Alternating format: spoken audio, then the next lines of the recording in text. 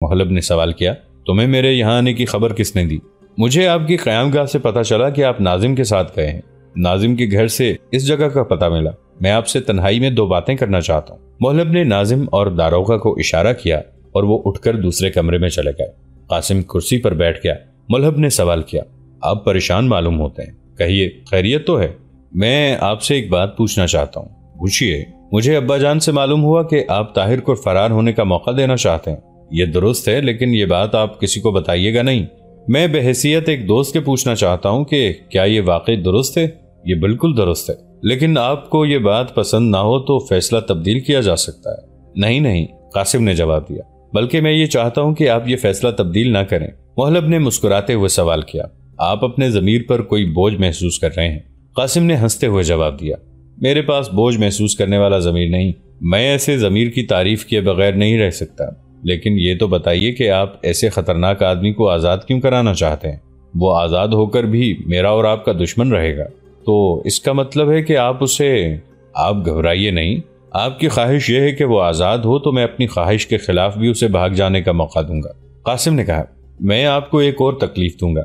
اگر میں اپنے دوست کے لیے کچھ کر سکوں تو مجھے راحت ہوگی۔ میری کوئی بات آپ سے پوشیدہ نہیں۔ آپ جانتے ہیں کہ میری صفیہ کے ساتھ شادی ہونے والی ہے۔ طاہر کو ہم نے اس کے سامنے گرفتار کیا تھا۔ اسے طاہر کے ساتھ صرف اس لیے دلچسپی تھی کہ وہ اسلام کا بہت بڑا خادم ہے۔ اب وہ مجھ سے بدظن ہو چکی ہے۔ اگر آپ میری مدد کریں تو ہم اسے یقین دلا سکتے ہیں کہ طاہر کو آزاد کرانے میں میری کوششوں کو بھی دخل تھا، اور آپ نے میری دوستی کی وجہ سے خلیفہ کے سامنے یہ تجویز پیش کی تھی۔ شاید اسے میرے کہنے پر یقین آ جائے۔ محلب نے کہا، اتنی سی بات؟ میں سمجھتا تھا کہ آپ مجھے کسی بڑے کام کے لیے کہیں گے۔ کل صبح میرا پہلا کام یہی ہوگا، لیکن یہی بہتر ہوگا کہ میں اس کے ساتھ باتیں کرنے کی بجائے آپ کے ساتھ کسی ایسی جگہ باتیں کروں جہاں وہ سن سکے۔ قاسم نے جواب دیا، اس کا انتظام ہو جائے گا۔ اس پر صرف یہ ظاہر ہونا کافی ہے کہ میں آپ کے ساتھ باتیں کر رہا ہوں، وہ یقیناً سننے کے لیے آئے گی۔ محلب نے ہنستے ہوئے کہا، آئندہ سیاسی زندگی میں آپ کے لیے ایسی ہوشیار بیوی بہت بڑی معاون ثابت ہوگی۔ میں آپ کے سر پر سپہ سالار کی دستار دیکھ رہا ہوں۔ شکریہ۔ اور آپ کے متعلق میرا دل یہ گواہی دیتا ہے کہ والد کے بعد بغداد کے وزارت عظمیٰ کا قلمدان آپ کے ہاتھ میں ہوگا، لیکن مجھے آپ کے متعلق خدشہ ہے کہ آپ بیک وقت دونوں عہدے سنبھالنے کی کوشش کریں گے، اور آپ کے متعلق مجھے یہ خدشہ ہے کہ آپ خلیفہ کا تاج چھیننے سے بھی دریغ نہیں کریں گے۔ محلب نے ہنستے ہوئے سنجیدہ ہو کر کہا، لیکن تم جانتے ہو کہ میں خلیفہ کا وفادار ہوں۔ قاسم نے اٹھ کر کہا، میں مذاق کر رہا تھا۔ اچھا، میں جاتا ہوں۔ آپ صبح آنے کا وعدہ یاد رکھیے گا۔ میں ضرور آؤں گا۔ طاہر مغرب کی نماز کے بعد ہاتھ اٹھا کر دعا مانگ رہا تھا کہ پردے دار آئے اور اس کی کوٹھڑی کے اندر کھانا رکھ کر چلے گئے۔ گزشتہ 2 دن سے اس کی طبیعت ناساز تھی، اس لیے دعا سے فارغ ہونے کے بعد بھی اس نے کھانے کی طرف توجہ نہ دی۔ تھوڑی دیر کوٹھڑی میں ٹہلنے کے بعد وہ دیوار سے ٹیک لگا کر بیٹھ گیا، پھر کچھ سوچ کر اٹھا اور کوٹھڑی کے دوسرے حصے میں جا کر وحید الدین کو آواز دی۔ آج آپ نہیں آئیں گے؟ میں ابھی آتا ہوں، اس نے جواب دیا۔ طاہر کچھ دیر اس کے انتظار میں ٹہلتا رہا، پھر عشاء کی نماز کے لیے کھڑا ہو گیا۔ وحید الدین نے اس کے کمرے میں داخل ہو کر سوال کیا، تمہاری طبیعت اب کیسی ہے؟ طاہر کی طرف سے کوئی جواب نہ پا کر اس نے قریب آ کر کہا، تم نماز پڑھ رہے ہو؟ وہ تھوڑی دیر اس کے قریب بیٹھا رہا، پھر اچانک بولا، تمہارے کمرے سے پنیر کی بو آ رہی ہے۔ طاہر سنت کی رکعتیں پوری کرنے کے بعد اس کی طرف متوجہ ہوا تو اس نے پھر زور زور سے سونگھنے کی کوشش کرتے ہوئے کہا، میں حیران ہوں کہ آج مجھے پنیر کی بو آ رہی ہے۔ طاہر نے جواب دیا، میری قوت شامہ تو آج کل کام نہیں کرتی۔ دروازے کے سامنے میرا کھانا پڑا ہے، اگر اس میں پنیر ہے تو آپ کھا سکتے ہیں۔ وحید الدین نے دوبارہ زور سے سونگھنے کی کوشش کرتے ہوئے کہا، گوشت بھی ہے؟ میں جب سے یہاں آیا ہوں مجھے ان کمبختوں نے صرف 2 عیدوں پر گوشت بھیجا ہے۔ پنیر کا تو میں نے کبھی تصور بھی نہیں کیا تھا۔ میری بات پر یقین کرو، پہرے داروں میں تمہارا کوئی نہ کوئی عقیدت مند ضرور ہے۔ میں گوشت اور پنیر کا خواہش مند نہیں، لیکن ایسے موقعوں پر دوستوں کو ضرور یاد رکھنا چاہیے۔ اف، تم نماز پڑھ رہے ہو؟ طاہر نے نماز فرض پوری کی اور کہا، آپ وہ کھانا اٹھا کیوں نہیں لیتے؟ اگر اس میں پنیر ہے تو وہ سارا آپ کا، اگر گوشت ہے تو آدھا آپ کا، لیکن اگر صرف سوکھی روٹی ہے تو ساری آپ کو کھانی پڑے گی۔ خدا کی قسم میری قوت شامہ مجھے دھوکہ نہیں دیتی۔ یہ کہہ کر وہ اٹھا اور برتن اٹھا کر طاہر کے قریب آ بیٹھا۔ خدا تمہارے عقیدت مند کو جزائے خیر دے، گوشت بھی ہے اور پنیر بھی، ارے روٹی بھی ہے، روغنی۔ طاہر نے کہا، میرا انتظار نہ کیجیے، میں نماز ختم کر کے آپ کے ساتھ شریک ہو جاؤں گا۔ بے شک اطمینان سے پڑھو، کھانا ہم دونوں کی ضرورت سے زیادہ ہے۔ میں پنیر سے شروع کرتا ہوں، لیکن تمہارا حصہ رکھ لوں گا۔ وہ نوالا چباتے ہوئے اپنے آپ سے کہہ رہا تھا، یہ کسی فیاض آدمی کا کام ہے۔ خدا کی قسم اگر میں رہا ہو کر وزیر اعظم بن جاؤں تو بغداد کے تمام فیاض آدمیوں کو قید خانے کے سپاہی بھرتی کر لوں اور یہ حکم دوں کہ بے گناہ قیدیوں کو دونوں وقت گوشت اور پنیر کھانے کو دیا جائے، نہیں بلکہ دودھ، شہد اور پھل بھی۔ میں سرکاری باغات کے تمام پھل قیدیوں کے لیے وقف کر دوں گا۔ طاہر نے نماز ختم کر کے دعا کے لیے ہاتھ اٹھائے تو وحید الدین کے جبڑوں کی آواز سے بہت ناگوار محسوس ہو رہی تھی۔ اچانک یہ چپا چپ کی آواز بند ہو گئی اور چند لمحات کے بعد طاہر کا ساتھی چلایا، طاہر طاہر، اس کھانے کو ہاتھ نہ لگانا، اس کھانے کو ہاتھ نہ لگانا، زہر زہر۔ طاہر نے دہشت زدہ ہو کر اس کی طرف دیکھا۔ وہ زمین پر بسمل سا ہو کر تڑپ رہا تھا۔ میرے دوست، خدا حافظ۔ وحید الدین نے محسوس کیا کہ کوئی اپنے طاقتور ہاتھوں سے اس کا گلا گھونٹ رہا ہے۔ چند بار کروٹیں بدلنے کے بعد اس نے ہاتھوں کا سہارا لے کر سر اوپر اٹھایا اور پھر فرش پر پٹخ دیا۔ طاہر نے اسے بازو سے سنبھال کر اس کا سر اپنی آغوش میں لے لیا۔ اچانک اس کے جسم کے تمام پٹھے تن گئے اور وہ آخری ہچکی لینے کے بعد ٹھنڈا ہو گیا۔ طاہر کی حالت اس شخص کی سی تھی جسے اچانک فالج نے دبایا۔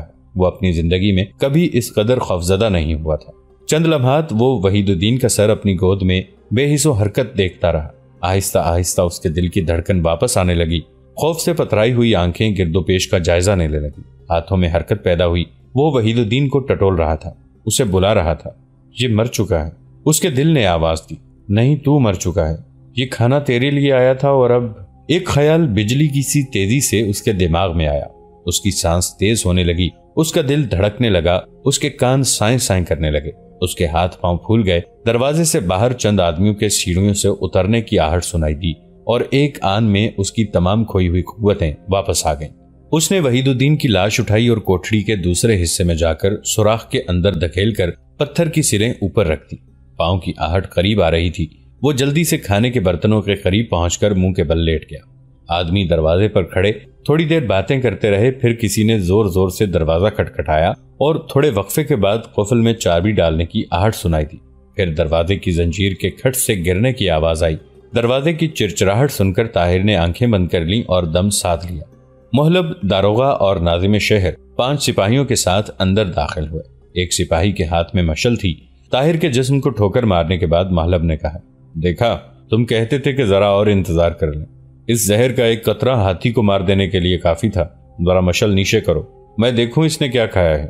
سپاہی نے مشل نیچے کی اور محلب نے کہا، دیکھا، میں نے کہا تھا یہ بدو سب سے پہلے پنیر سے شروع ہوگا، لیکن یہ آدھے سے زیادہ چٹ کر گیا۔ معلوم ہوتا ہے چبائے بغیر نکل گیا، ورنہ اس کا ایک ہی لقمہ کافی تھا۔ یہ باقی پنیر اٹھا لو، کل وحید الدین کی دعوت ہوگی۔ آؤ، میرا یہاں دم گھٹتا ہے، اب اسے سنبھالنا سپاہیوں کا کام ہے۔ دیکھو، لاش کے ساتھ پتھر ضرور باندھ لینا، لیکن وہ اتنا بھاری نہ ہو کہ وہیں ڈوب جائے اور کل ماہی گیر اسے دکھاتے پھریں۔ پتھر صرف اتنا ہو کہ لاش پانی کی سطح پر ظاہر نہ ہو، لیکن بہتی ضرور رہے۔ داروغہ نے کہا، آپ فکر نہ کیجئے، یہ اس قسم کی 20 لاشیں ٹھکانے لگا چکے ہیں، یہ میرے خاص آدمی ہیں۔ محلب نے سونے کے چند سکے نکال کر سپاہیوں میں بانٹتے ہوئے کہا، یہ تمہارا انعام ہے۔ محلب، ناظم اور داروغہ چلے گئے۔ سپاہیوں نے طاہر کو گھسیٹ کر باہر نکالا اور کندھوں پر لاد کر چل دیے۔ دریا کے کنارے پہنچ کر انہوں نے اسے کشتی میں پھینک دیا۔ طاہر کی کمر میں سخت چوٹ آئی، لیکن اس کے منہ سے کوئی آواز نہ نکلی۔ 3 سپاہی واپس چلے گئے اور 2 سپاہی کشتی کو پانی میں دھکیل کر اس پر سوار ہو گئے۔ ایک سپاہی نے کہا، تم اس کی کمر کے ساتھ پتھر باندھو اور چپو میں سنبھالتا ہوں۔ تم سب برے کام مجھ سے کرواتے ہو، اس کے ساتھ اور برائی کیا ہو سکتی ہے؟ آج تم یہ کام کرو، کل میں کروں گا۔ کل بھی 2 اشرفیاں مل جائیں گی۔ خدا کرے وزیر خارجہ چند اور آدمیوں پر بھی اپنے زہر کی آزمائش کرے۔ لیکن دوست اس کام سے وزیر، ناظم اور داروغہ نے جو کچھ حاصل کیا ہوگا اس کا 1000واں حصہ بھی ہمیں نہیں ملا۔ کشتی پر تمام ضروری چیزیں رکھی ہوئی تھیں۔ سپاہی نے طاہر کی کمر میں سے رسی گزار کر اس کے ساتھ ایک پتھر باندھ دیا۔ مجدھار میں پہنچ کر دونوں نے طاہر کو ہاتھ اور پاؤں سے پکڑا اور آہستہ سے پانی میں ڈال دیا۔ طاہر کچھ دیر دم روکے پانی کے ساتھ بہتا رہا۔ بالآخر اس نے اوپر آنے کی کوشش کی۔ کمر کے ساتھ پتھر پہلے ہی کافی کس کر بندھا ہوا تھا اور بھیگ جانے سے رسی کی گرا اور زیادہ سخت ہو گئی تھی۔ تاہم اس نے محسوس کیا کہ وہ پتھر کا بوجھ اٹھا کر تیر سکتا ہے۔ جب تک کشتی کافی دور نہ چلی گئی، وہ صرف سانس لینے کے لیے سر اوپر نکال کر تیرتا رہا۔ اس نے چند بار اپنی کمر کے بوجھ سے چھٹکارا حاصل کرنے کی کوشش کی، لیکن اسے کامیابی کی بجائے چند غوطے آ گئے۔ کپڑوں میں پانی رچ جانے کے باعث اس نے محسوس کیا کہ اتنا بوجھ لے کر کنارے تک پہنچنا آسان نہیں۔ اس کا رخ دوسرے کنارے کی طرف تھا، لیکن تیز رفتار اور سرد پانی اسے کنارے کی طرف ایک گز بڑھنے کی بدلے کئی گز بہا کر ساتھ نیچے جانا پڑا۔ اس کی سانس پھول رہی تھی اور اس کے اعضاء شل ہو رہے تھے، لیکن قدرت کی اعانت پر ایک متزلزل نہ ہونے والے یقین نے اس کے حوصلے کو پست نہ ہونے دیا۔ رات کے وقت سونے سے پہلے سکینہ کچھ دیر صفیہ کے پاس بیٹھی ادھر ادھر کی باتیں کرتی رہی۔ صفیہ بے توجہی سے کبھی کبھی کسی بات کا جواب دیتی اور پھر خاموش ہو جاتی۔ جاؤ سکینہ، سو جاؤ، صفیہ یہ کہتی ہوئی بستر پر لیٹ گئی۔ سکینہ اٹھ کر آہستہ آہستہ برابر والے کمرے کی طرف بڑھی، دروازے کا پردہ اٹھایا، لیکن کچھ سوچ کر صفیہ کی طرف دیکھنے لگی۔ صفیہ، اس نے جھکتے ہوئے کہا، میں تمہیں ایک چیز دکھانا چاہتی ہوں۔ وہ کیا؟ ابھی لاتی ہوں۔ سکینہ اپنے کمرے سے چاندی کا ایک چھوٹا سا ڈبہ اٹھا لائی اور کرسی کھسکا کر صفیہ کے بستر کے قریب بیٹھ گئی۔ بھلا اس میں کیا ہے؟ سکینہ نے معصومیت سے سوال کیا۔ مجھے کیا معلوم، دیکھو تو صحیح۔ سکینہ نے ڈبی کھول کر اس کی آنکھوں کے سامنے کر دی۔ صفیہ نے بے پرواہی سے گردن اوپر اٹھائی اور ایک نظر ڈالنے کے بعد پھر اپنا سر تکیے پر رکھ دیا۔ سکینہ نے ڈبے سے چمکتے ہوئے موتیوں کا ہار نکال کر اسے دکھاتے ہوئے کہا، یہ لو، میں نے آج ہی منگوایا ہے۔ میرا ارادہ تھا کہ تمہیں شادی کے موقع پر یہ تحفہ پیش کروں گی، لیکن میں اتنے دن انتظار نہیں کر سکتی۔ تم اسے اپنے پاس رکھو۔ جوہری کہتا ہے کہ اس سے بڑے موتی سارے بغداد میں نہیں۔ میں نے اسے ایک ہیرے کی انگوٹھی لانے کے لیے بھی کہا ہے۔ وہ کہتا تھا کہ بغداد میں اس جیسا ہیرا کسی کے پاس نہیں ہوگا۔ لو صفیہ، یہ ہار مجھے پہن کر دکھاؤ۔ صفیہ بے حس و حرکت موتیوں کے ہار کی طرف دیکھ رہی تھی۔ سکینہ نے اسے بازو سے کھینچ کر اوپر اٹھایا اور اس کی مزاحمت کے باوجود اس کے گلے میں ہار ڈال دیا۔ صفیہ ہار اتارنے کی کوشش کر رہی تھی اور سکینہ اسے روک رہی تھی۔ اس زور آزمائی میں ہار کی لڑی پر دونوں کی گرفت مضبوط ہوتی گئی۔ سکینہ کہہ رہی تھی، خدا کے لیے اسے مت اتارو، یہ بدشگونی ہے۔ نہیں، مجھے تمہارے موتیوں اور تمہارے ہیروں سے نفرت ہے۔ مجھے اس محل سے نفرت ہے۔ مجھے اپنی زندگی سے نفرت ہے۔ سکینہ، مجھے تنگ نہ کرو۔ اس کشمکش میں ہار ٹوٹ گیا۔ کچھ موتی بستر اور کچھ فرش پر بکھر گئے۔ سکینہ نے آبدیدہ ہو کر کہا، تم بہت ظالم ہو۔ صفیہ نے قدرے نرم ہو کر کہا، سکینہ مجھے معاف کر دو۔ میں صبح ان موتیوں کو اپنے ہاتھوں سے پرو کر پہن لوں گی، لیکن صرف تمہارے لیے، کسی اور کے لیے نہیں۔ لیکن تم نے قاسم کے ساتھ شادی کا وعدہ نہیں کیا۔ تم نے کھانا کھاتے وقت امی جان کے سامنے رضامندی کا اظہار نہیں کیا۔ میں جانتی ہوں تم صرف مجھے رلانا چاہتی ہو۔ سکینہ، میرا مطلب یہ تھا کہ اگر میں زندہ رہی تو قاسم کے ساتھ شادی کر لوں گی۔ پگلی، لوگ جیسے مر کر شادی کیا کرتے ہیں۔ لیکن سکینہ، شادی سے پہلے اگر موت آ جائے تو؟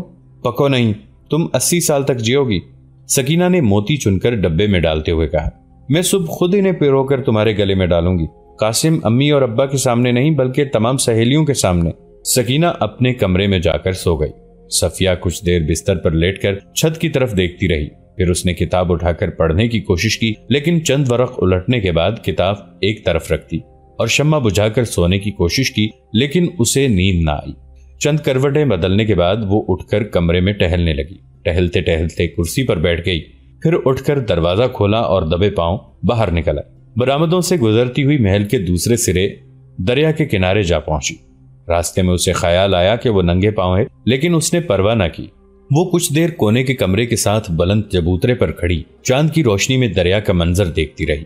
پھر وہ آہستہ آہستہ سیڑھیوں پر پاؤں رکھتی نیچے اتری اور آخری سیڑھی پر، جو پانی کی سطح سے ایک بالشت اوپر تھی، بیٹھ گئی۔ قاسم اسے یہ خوشخبری دے چکا تھا کہ طاہر آج رات آزاد ہو جائے گا اور شاید آزاد ہوتے ہی بغداد سے نکل جائے۔ اسے جس قدر اس کے آزاد ہونے کی خوشی تھی، اسی قدر اس بات کا غم تھا کہ باقی تمام زندگی بغداد کا پر رونق شہر اسے سونا نظر آئے گا۔ اس کی زندگی کی مسکراہٹیں ہمیشہ کے لیے چھن جائیں گی۔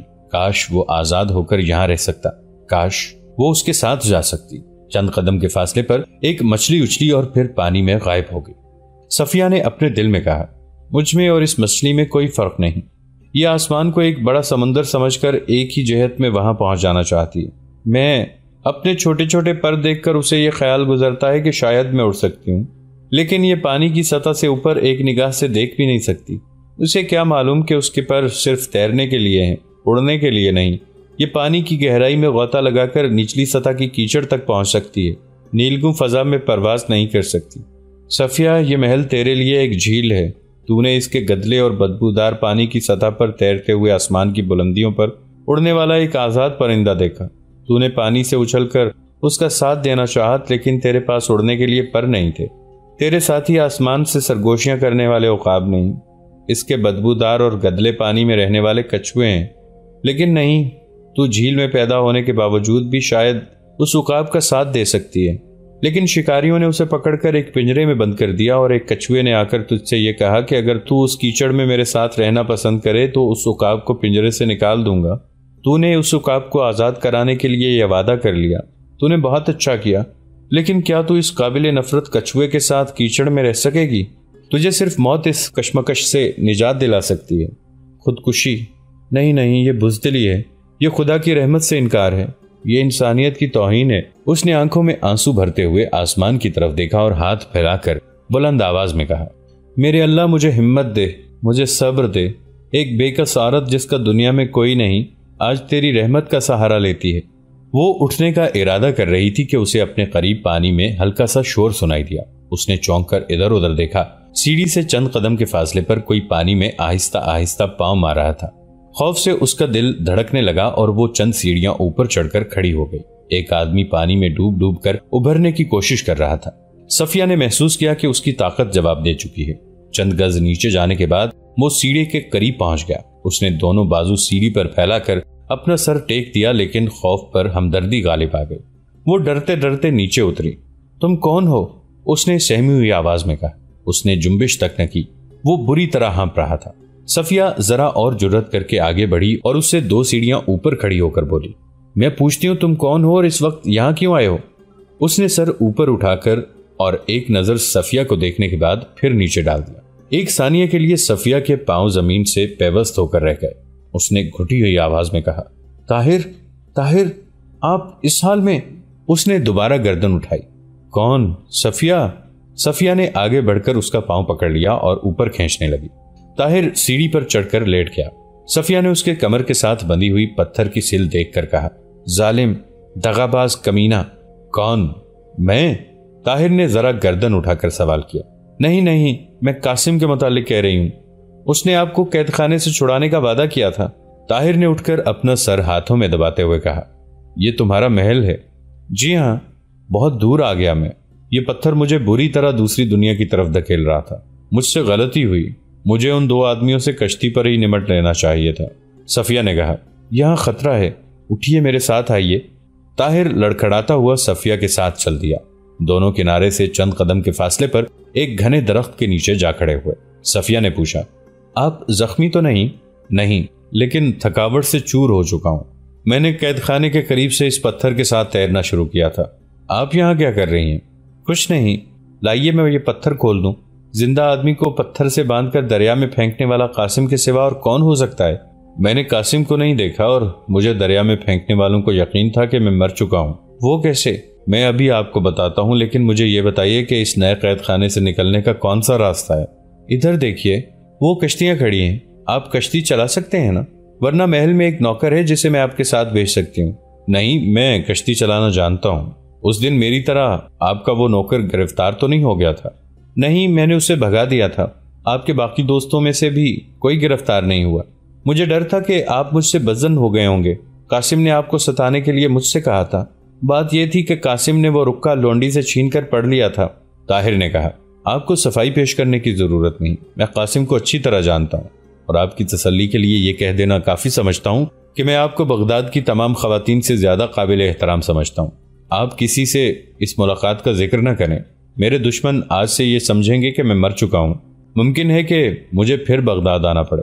مجھے قید خانے میں انہوں نے زہر دے کر ہلاک کرنے کی کوشش کی تھی، لیکن میری بجائے وہ کھانا ایک اور شخص نے کھا لیا۔ وہ میرے ساتھ والی کوٹھڑی میں بند تھا۔ ہم تنگ سرنگ کے راستے ایک دوسرے کے پاس آ جا سکتے تھے۔ رات کے وقت وہ میرے کمرے میں آیا، میرا کھانا پڑا ہوا تھا۔ اس نے زہر آلود پنیر کھا لیا اور مر گیا۔ میں اسے سرنگ میں دھکیل کر اوپر سلیں رکھایا ہوں۔ اس کے بعد میں دم ساد کر لیٹ گیا اور انہوں نے مجھے مردہ سمجھ کر دریا میں پھینک دیا۔ مجھے زہر دینے کی سازش میں شہر کا ناظم، قید خانے کا دروغہ اور محلب بن داؤد شریک تھے۔ دوستو، آج کے لیے اتنا ہی۔ اسی کہانی کی اگلی قسط کے ساتھ بہت جلد حاضر ہوں گے۔ نیچے کامنٹ سیکشن میں اپنی رائے کا اظہار ضرور کیجیے گا۔ ہمارے اس چینل کو سبسکرائب کر کے نیچے موجود بیل آئیکن کو بھی ضرور کلک کیجیے گا۔ اگلی ملاقات تک کے لیے ہمارا اور آپ کا اللہ نگہبان۔